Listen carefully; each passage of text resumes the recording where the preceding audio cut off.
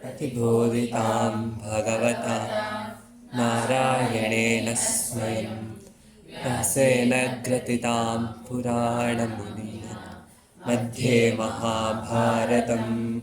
अद्वैतामृतवर्षिणीं भगवतीम् अष्टादशाध्यायिनीम् अम्ब त्वामनुसन्दधामि भगवद्गीते भवद्वेषिणीम् नमोऽस्तु ते व्यासविशालबुद्धे पुल्लारविन्दायतपत्रनेत्रा येन त्वया भारततैलपूर्णः प्रज्वालितो ज्ञानमयप्रदीपः प्रपन्नः पारिजाताय तोत्रवेत्रैकपाणये ज्ञानमुद्राय कृष्णाय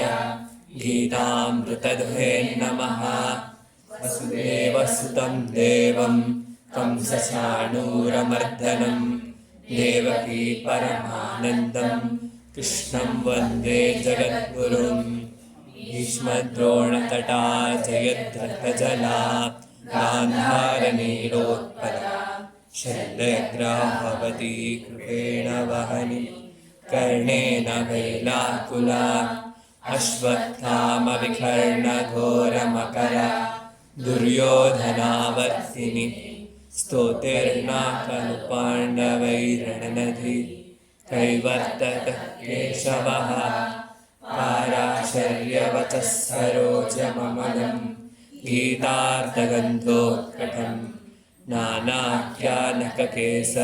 हरिकथा सम्बोधनाभोदितं लोके सज्जनषट्पदैर्हरः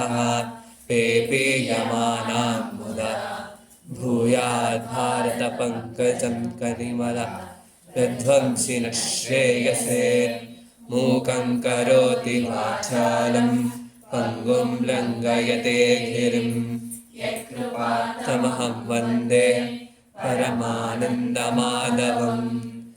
यं ब्रह्मा वरुणेन्द्ररुद्रमरुतः स्तुन्वन्ति दिव्यैस्तवैः वेदैः साङ्गपदक्रमोपनिषदैः गायन्ति यं सामगाः ध्यानावस्थिततद्गतेन मनसा पश्यन्ति यं योगिनः यस्यान्तं न विदुः सुरासुरगणा देवाय तस्मै नमः।